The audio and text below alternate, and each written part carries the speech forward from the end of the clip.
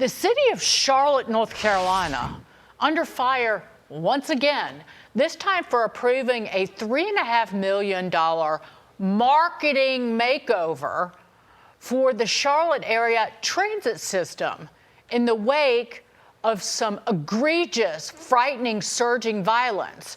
In case anybody forgot, this is the same transit system where 23-year-old Irina Zarutska was stabbed and killed less than 4 months ago. City officials insisting the contract is unrelated to the recent violence, calling the timing purely coincidental.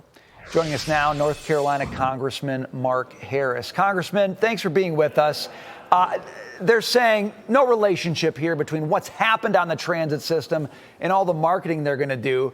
But given what's been going on in that system, Congressman, you would think somebody there would say, you know what, let's stop spending millions to try to convince people this system's great and maybe spend that money keeping the people on the system safe. Well, Brian and Dagan, thank you so much for having me tonight. And you're exactly right. I mean, the message that was sent continues to show just how far out the leadership of Charlotte, North Carolina and their elected officials have come. I mean, let's face it, when you have 2 individuals that have been killed or one stabbed and one murdered just within a matter of months, and now we find ourselves at a city council meeting just a week ago tonight, a few days after that stabbing, that they're passing $3 million plus in an advertising campaign. It just doesn't make sense. And my hope is that the people of Charlotte are going to continue to speak out and speak up of just how far out of touch the Democrat leadership in Charlotte has become. But Congressman, when will we have bipartisan action from Republicans and Democrats to do something about putting these seriously mentally ill, who are very obviously a danger to themselves and others, in long-term psychiatric facilities? Because the number of hospital beds, state hospital beds for the seriously mentally ill are at a record low.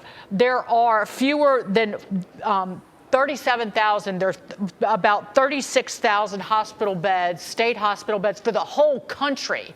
And more than half of them are taken up by people who are already in the criminal justice system. And quite frankly, North Carolina is one of the absolute worst when it comes to continuing to reduce the number of state psychiatric hospital beds that it has.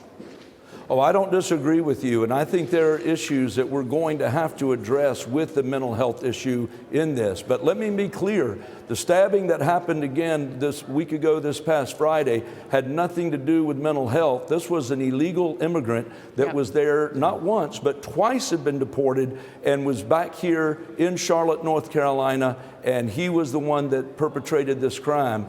And but you're right, there is an issue of the mental health that we've got to address, and I think that our General Assembly continues to look at that, and I think that it's going to be important for all of us to think about that as we move forward in dealing with these issues.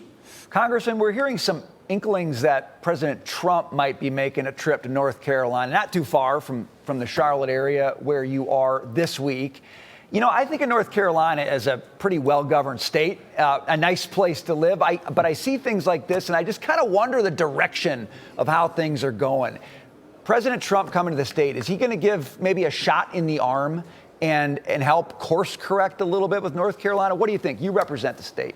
Well, I would hope that he could help course correct. One of the things that we've recognized that President Trump, with his agenda on law and order, has been able to do across this country is just stepping up. And listen, myself and a couple of colleagues sent a letter to the governor several weeks ago asking that the National Guard be brought into Charlotte. Why? Because the Fraternal Order of Police in Charlotte had identified that we were some 276 policemen below what was needed to adequately police the city.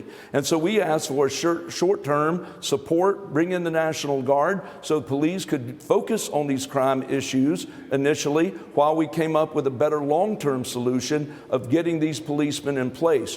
The governor of our state totally has ignored that. The leaders in the city said they didn't think it was necessary, and yet here we have this stabbing that happened on the light rail once again. So listen, and they can spend $3 million in an advertising campaign. If they're interested in trying to convince people that it's safe rather than make them safe, then we've got a serious problem in leadership, and the people have got to hold these elected leaders in Charlotte accountable. Congressman Mark Harris, thank you so much. Good to see you. Thank you.